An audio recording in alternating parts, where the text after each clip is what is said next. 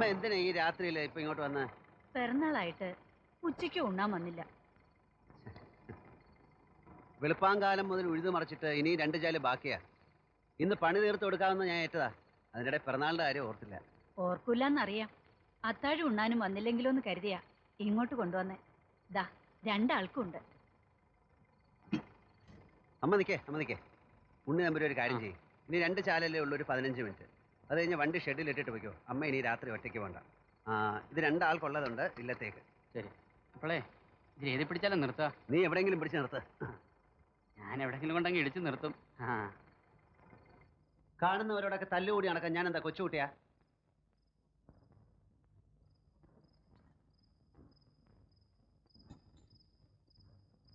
അമ്മ തന്നെയല്ലേ പറയാറ്, തറവാട്ടിൽ നിന്ന് ഇറക്കി വിട്ടപ്പോൾ അഭയം തന്നത് ആ വലിയ നമ്പൂതിരിയാ, ഈ ജന്മം കൊണ്ട് തീരുന്ന കടപ്പാടല്ല എന്നൊക്കെ. ആ ഇല്ലത്തെ ഉണ്ണിയോട് അവന്മാരി ചെറ്റത്തരം കാണിച്ചു. അപ്പൊ ഞാൻ എന്ത് ചെയ്യണം? എനിക്ക് നിന്നോടൊന്നും പറയാനില്ല. വേണ്ടതിലേറെ സ്വത്തുണ്ടല്ലോ തറവാട്ടില്, പിന്നെ എന്തിനാ ഈ പാവത്തങ്ങളെ പിടിച്ചു പറിക്കാൻ നോക്കുന്നത്? നല്ലതിനായാലും ചീത്തയ്ക്കായാലും വഴക്കെന്നും സ്വന്തക്കാരോടല്ലേ. അതാ എന്റെ വിഷമം. സ്വന്തം എന്ന് അമ്മയ്ക്കും എനിക്കും തോന്നിയാൽ മതിയോ? അല്ലാൻ സ്ഥാപിക്കാനല്ലേ അവരുടെ ശ്രമം. പിഴച്ചു പറ്റവൻ, തന്തയ്ക്ക് പറക്കാത്തവൻ. കേട്ട് ഞാൻ മടുത്തു.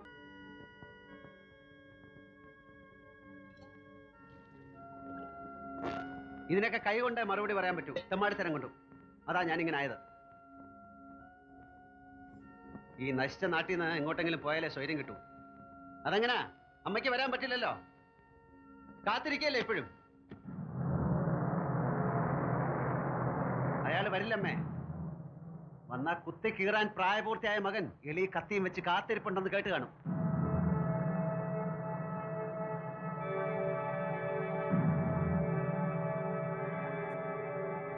വിഷമിപ്പിക്കാൻ വേണ്ടി ഒന്നുമില്ല. എനിക്കും ആരോടെങ്കിലും പറയണ്ടേ?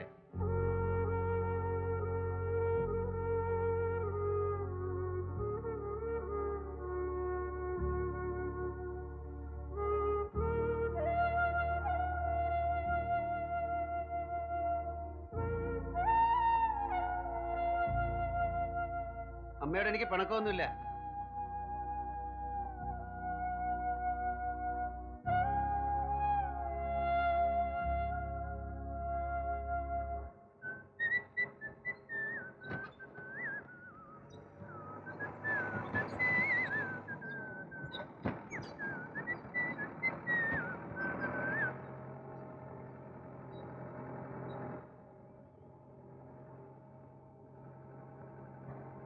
പിന്നെ അപ്പൊ ഞാനിവിടെ ഇറങ്ങാം.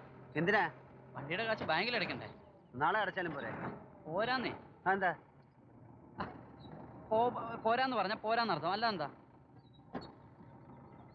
നാളെ അടച്ചാ മതിയടോ. ഞാൻ പോയിട്ട് പെട്ടെന്ന് വരാന്നേ.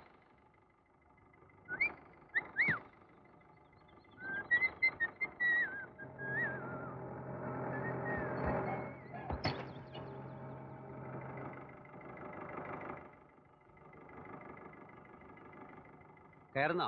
ഞാൻ കോളേജിന്റെ അവിടെ കൊണ്ട് ഇറക്കാം. ഇറക്കാനും കയറ്റാനും ഞാനിത് ചരക്കാണോ?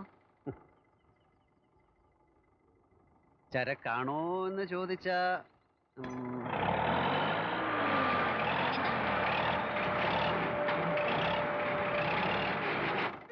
എനിക്ക് ചിരിയൊന്നും വരുന്നില്ല. വേണ്ട, കരയാം. വീട്ടിലെന്റെ അമ്മ അതാണല്ലോ പതിവ്. ഇന്നലെ പൂജിച്ചു വാങ്ങിയതാ. എങ്ങനെയാ? പോലീസ് സ്റ്റേഷനിൽ ഇറങ്ങിയിട്ട് വേണ്ടേ കാണാനും തരാനും? ഇനി എന്തൊക്കെയാണാവോ ഇതിന്റെ നിഷ്ഠകള്? വേറൊന്നുമില്ല, വഴക്കുണ്ടാക്കരുത്, അത് തന്നെ. ഓഹോ, അപ്പൊ കള്ളു കുടിക്കാം, മത്സ്യമാംസമൊക്കെ കഴിക്കാം, ആവശ്യമില്ലാത്ത കാര്യമൊക്കെ ചെയ്യാം, വഴക്കുണ്ടാക്കരുതെന്ന് മാത്രം. അഥവാ ഉണ്ടാക്കിയാലും കൊടി കെട്ടിയ നിന്റെ തറവാട്ടുകാരോട് മാത്രം പാടില്ല, അല്ലേ? ആ തറവാട്ടിൽ ബാക്കിയുള്ളവർക്ക് ഒരു സ്ഥാനം ഉണ്ടാവണമെന്ന് ആഗ്രഹിച്ചിട്ട് അപ്പുമാമി ഞാനും ഓരോന്നൊക്കെ ശ്രമിക്കുന്നത്. അതെന്താ മനസ്സിലാക്കാത്തെ? ആദ്യം അവിടെ സ്വന്തമായിട്ട് ഒരു സ്ഥാനം ഉണ്ടാക്കാൻ പറഞ്ഞ നിന്റെ അപ്പുമാമയോട് ഞങ്ങളൊക്കെ ഇങ്ങനെ കഴിഞ്ഞോളാം. വൈകിട്ട് കാണണം, അപ്പൊ പറഞ്ഞോളാം ബാക്കി. പിന്നെ അല്ലെങ്കിൽ വേണ്ട, വൈകിട്ട് കാണാം, അപ്പൊ പറയാം.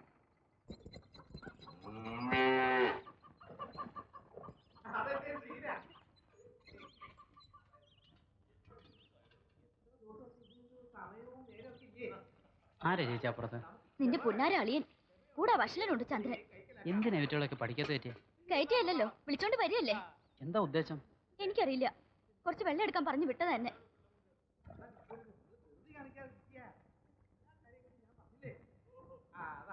ഞാൻ കൊണ്ട് കൊടുത്തോളാം. നീയായിട്ട് നമുക്കാരും ഇല്ലാത്തോരാ.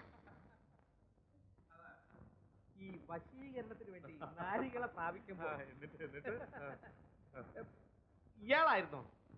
താനാ പോന്നു? ഒരു കാര്യം.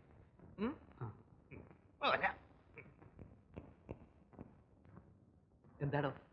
ആരോട് ചോദിച്ചിട്ടാ ഇതിനകത്ത് കയറ്റേ? അയാളെ ഒന്ന് സന്തോഷിപ്പിച്ച് നിർത്തിയ ഗുണം എനിക്ക് മാത്രമല്ല, മൊത്തമാ. ഇനിയെങ്കിലും താൻ അതൊന്ന് മനസ്സിലാക്കുക. എനിക്ക് വേണ്ടിയല്ല. വേണ്ട, അത് കുറച്ച് മതി ഞങ്ങൾക്ക്. ഏതായാലും വിളിച്ചോണ്ട് വന്നു. കയ്യിലുള്ളത് അങ്ങ് തീർന്നോട്ടെ. വേണ്ടാന്ന്, ഇതൊന്നും ഇവിടെ പറ്റില്ല. ഇപ്പൊ ഇറങ്ങിക്കോണം ഇയാളെ കൊണ്ട്, ഇല്ലെങ്കിൽ വിളിച്ചു പോയി ആളെ കൊട്ടും. ഒച്ച ഉണ്ടാക്കാതെ താൻ അപ്പുറത്തേക്ക് പൊയ്ക്കോളൂ. ബാക്കി ഞാൻ ശരിയാക്കിക്കോളാം. പൊയ്ക്കോളൂ നീ.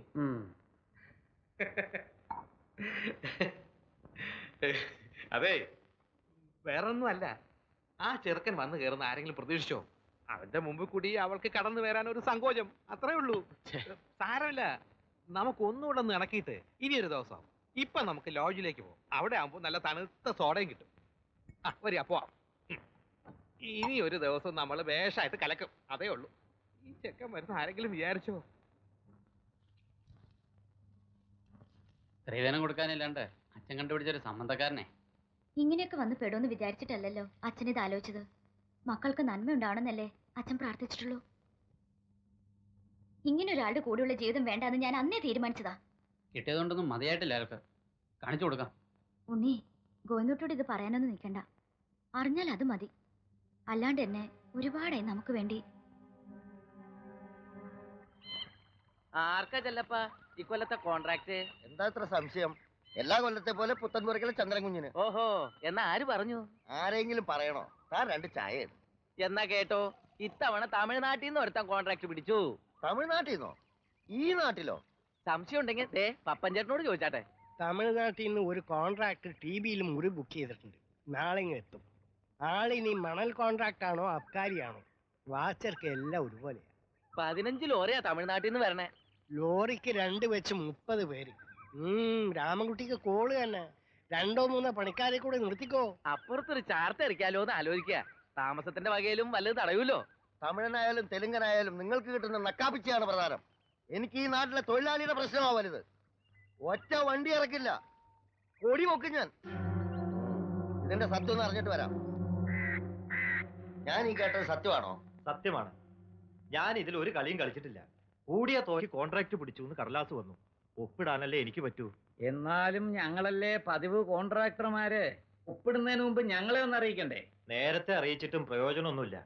ഞാൻ അന്വേഷിക്കാണ്ടിരിക്കുവോ? മോളിൽ നിന്ന് കയറി വെട്ടിയിരിക്കുക. അപ്പൊ ഇനി എന്ത് ചെയ്തിട്ടും കാര്യമില്ല അല്ലേ? ചെയ്യാൻ പലതും ഉണ്ട്. അത് ഞാനിനി പറഞ്ഞു തരണോ? ചെല്ലപ്പനില്ലേ കൂടെ? വന്നാൽ അയാളെ ഇവിടെ നിർത്തി പൊറപ്പിക്കരുത്. അതിലാ കാണണ്ടേ ചെല്ലപ്പന്റെ മിടുക്ക്. വന്ന വഴിക്ക് കെട്ടുകെട്ടണം. അതിനുള്ള വഴിമരുന്ന് ഞാൻ ഇട്ട് കഴിഞ്ഞു.